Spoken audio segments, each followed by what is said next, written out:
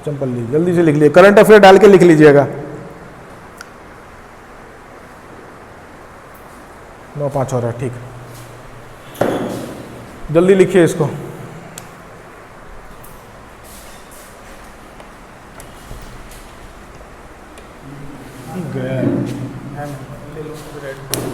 Red है, लिख दो ना पोचमपल्ली इंग्लिश में।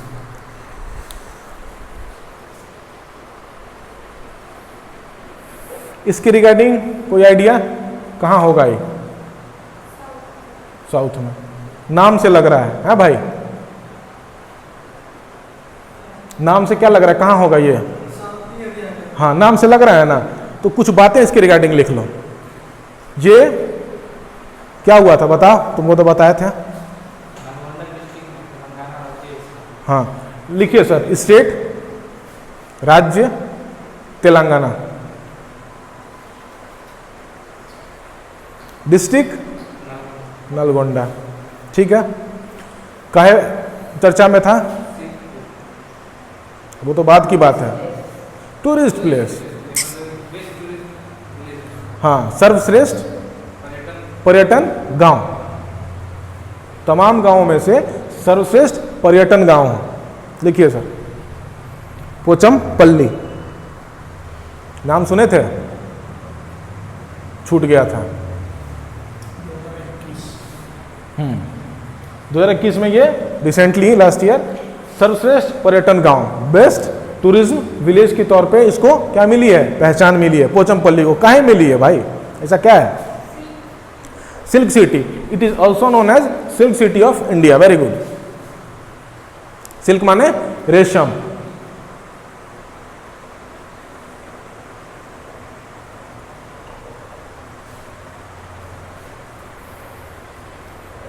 और 2004 में इसी पोचमपल्ली के जो सिल्क है उसमें एक तरीका है उनका बुनकर का, उस तरीका को कहते हैं इकत शैली। ठीक है, ध्यान है, लिखिए सर, इकत शैली, IKKAT, इकत शैली। ये उस जो सिल्क है उसकी स्पेशलिटी है, उसी के कारण इसको GI टैग मिला था 2005, 6, 8, 10, 4 क्या 4 दुनाई के 8 नहीं, इसको GI टैग मिला था। कोई बताएगा GI टैग का फुल फॉर्म क्या होता है?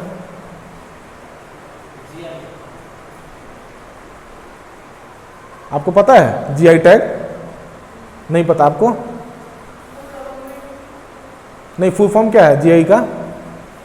नहीं पता है, कोई बात नहीं, लिखिए, अंग्रेजी में लिख लीजिए, ज्योग्राफिकल इंडिकेटर,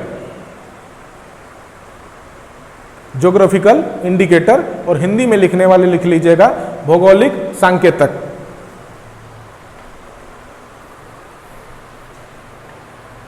भौगोलिक सांकेतक,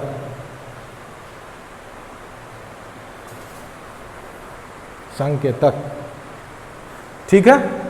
मतलब क्या होता है भाई GI का? मुझे एक बात बताओ, ऊपर से नीचे तक जो अभी तक लिखा है इसमें से कोई ऐसा वर्ड जो नहीं समझ में आ रहा हो? सिल्क सिटी भी इसको कहते हैं, मतलब रेशम सिटी भी, रेशम शहर में, क्लियर है? अच्छा, ज्योग्राफिकल इंडिकेटर का क्या मतलब है? हाँ, आपको कुछ है आइडिया इसके बारे में? GI टैग का मतलब क्या होता है? इंडिकेटर, हाँ बोलिए बोलिए। नहीं, इसका मतलब क्या है?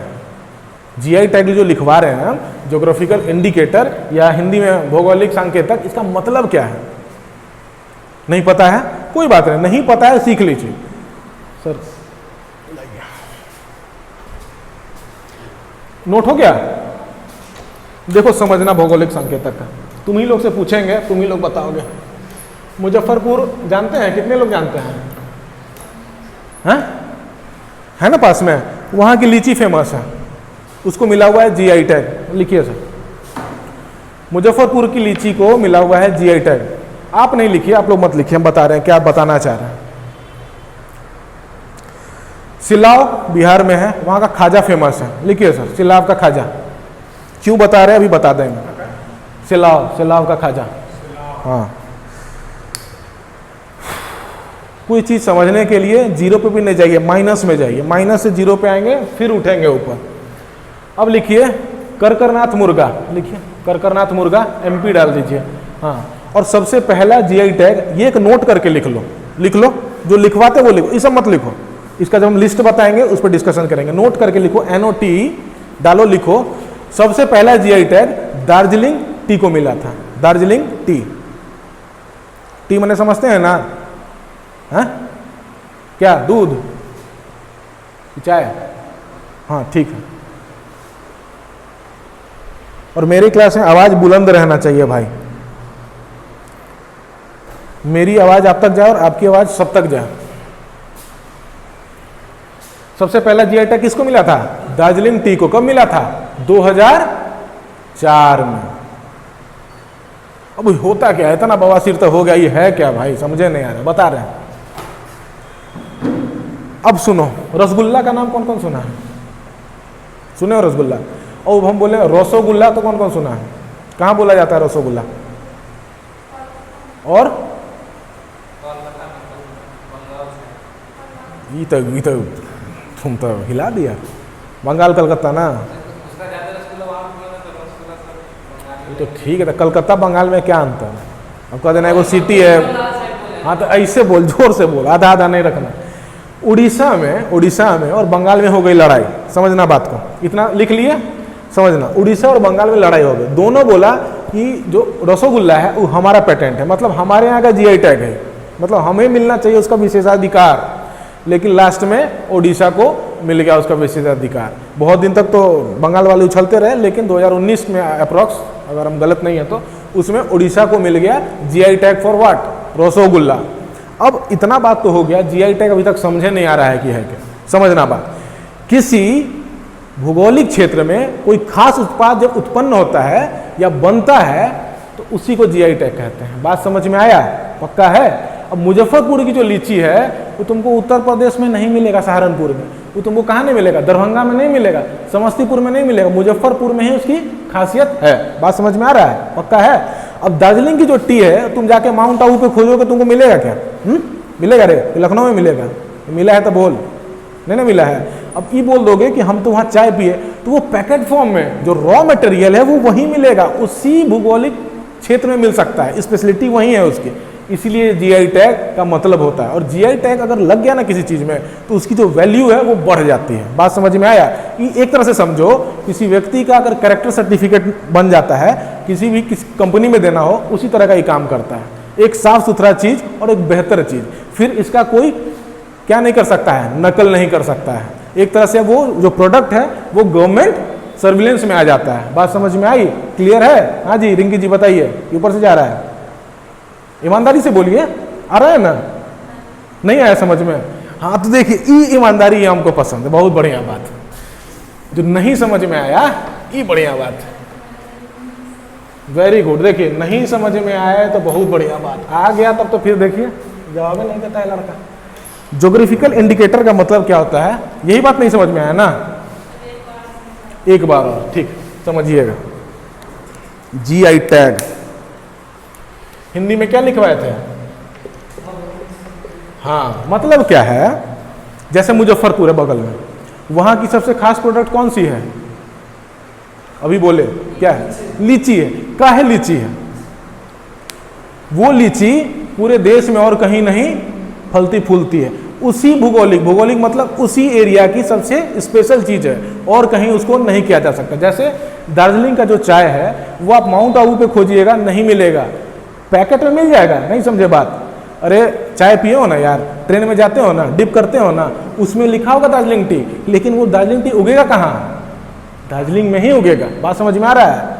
पक्का है? जैसे करकरनाथ मुर्गा है मध्य प्रदेश का, वो मुर्गा फिर और जगह नहीं मिलेगा, वो वहीं मिलेगा, वहीं का सबसे स्पेशल चीज है। बात समझ में आया? और जब ये जीआई टैग लग जाता है किसी प्रोडक्ट में तो उसकी महत्वता, उसकी गुणवत्ता बढ़ जाती है। बात समझ में आया? हाँ कि ना? अब आपको क्लियर है? और कुछ? ठीक। तो जो सबसे पहला जीआई टैग मिला था, किसको मिला था? दार्जिलिंग टी को। कब मिला था? 2004 में मिला था। अब आते हैं हम लोग लौट के अपने टॉपिक पे। इकत शैली के लिए कौन सा गांव था? पोचमपल्ली। पोचमपल्ली इकत शैली के लिए 2004 में जीआई टैग मिलता है। लिख लो, लिखिए सर। पोचमपल्ली इकत शैली के लिए 2004 में जीआई टैग मिलता है।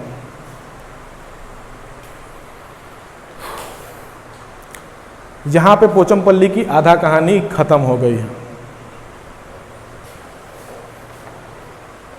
जितना बात हम लोग पोचमपल्ली कर रहे हैं वहां तो इतना उतने जो गांव के लोग होंगे वो नहीं किए होंगे कभी।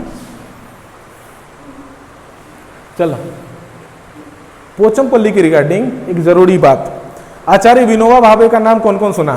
सुने हो जी? तुम्हारा नाम क्या है? नीरज कुमार। ठीक। पोचमपल्ली की रिगार्डिंग कुछ इंपॉर्टेंट चीज जान लीजिए। आचार्य विनोबा भावे को कौन कौन जानते हैं? विनोबा भावे नहीं जानते हैं? देखिए, नहीं जानिए, मुंह पे बोलिए, कोई बात नहीं है। आप लोगों को तो फिर भी बहुत कुछ पता है। जब हम निकले थे तो हमारा तो अंधेरा ही अंधेरा था भैया। आचार्य विनोबा भावे जी ने भूदान आंदोलन इसी गांव से स्टार्ट किया था। भूदान आंदोलन, एक नया वर्ड आ रहा है, भूदान आंदोलन। बताते हैं, इतना लिख लो, आचार्य विनोबा भावे ने भूदान आंदोलन यहीं से स्टार्ट किया था। भूदान का मतलब कैसे? जबरदस्ती, बंदूक दिखा के, फिर स्वेच्छा से। ठीक, बढ़िया बात। चलो, कुछ तो पढ़ा तुम। आचार्य विनोबा भावे जी ने कौन सा आंदोलन स्टार्ट किया था? भूदान। भूदान नाम का आंदोलन स्टार्ट किया था। भूदान का मतलब क्या होता है? भूमि का दान करना, और वो भी स्वेच्छा से। जो भी क्लास थे, हाई क्लास थे, वहां पे जमींदार क्लास थे, उनको ये कहा कि आपके खेत में जो लोग काम कर रहे हैं, गरीब लोग काम कर रहे हैं, गरीब किसान जो लैंडलेस हैं, जिनकी जमीन नहीं है, उसको आप स्वेच्छा से दान कीजिए। लगभग 12-13 साल इन्होंने काम किया था और खूब सफलता भी प्राप्त हुई। लोग ने जबरदस्ती नहीं, स्वेच्छा से दिया था दान। ठीक है, इतना बात क्लियर हो गया? नींद आ रहा है आपको? आएगा, कोई बात नहीं, नया नया में तो नींद आएगा, कोई बात नहीं, आएगा नींद। यहां तक हो गया? एक दो बात और लिखो, पोचमपल्ली को भैया माफ करो, एक दो बात लिख लो। एशिया का पहला रेमन मैग्सेसे अवार्ड लिख लो सर। एशिया का पहला रेमन मैग्सेसे अवार्ड किसको मिला था? इन्हीं को मिला था। बात समझ में आया? आचार्य विनोबा भावे जी को लिखा था रे। ये बात लिखा था कि नहीं कि एशिया का पहला? नहीं लिखा है, देख, एशिया का पहला। Asia's first Ramon Magsaysay award was received by whom? Acharya Vinoba Bhave. अच्छा, रेमन मैग्सेसे के बारे में विशेष नहीं जानना, बस इतना जान लो, एशिया का नोबेल प्राइज भी इसको कहते हैं। तुमको पूरा टाइम मिलेगा, घबरा मत, लिखने का, मिटा नहीं दिया जाएगा। रेमन मैग्सेसे के बारे में सुने थे आज तक? रेमन मैग्सेसे ये अवार्ड है, प्राइज है, सुने थे? नहीं सुने तो कोई बात नहीं। तो एशिया का रेमन मैग्सेसे जो अवार्ड है वो किसको मिला था? विनोबा भावे जी को, पहले भारतीय थे, उनको मिला था। और ये रेमन मैग्सेसे ये एशिया का नोबेल प्राइज भी होता है। बात समझ में आ रहा है? लिख लो, एशिया का नोबेल प्राइज भी इसको कहते हैं। कभी आ सकता है कि 4 अवार्ड दे देगा, उसमें से पूछ देगा एशिया का नोबेल प्राइज कौन है, among the following which one is the Nobel prize of Asia, तो ठोक देना, गोली नहीं, आंसर। इसके अलावा इनको भारत रत्न भी मिला है, लेकिन मरणोपरांत। आचार्य विनोबा भावे जी को भारत रत्न भी मिला है। ठीक, अब यहीं पे इस टॉपिक को हम लोग खत्म कर देते हैं।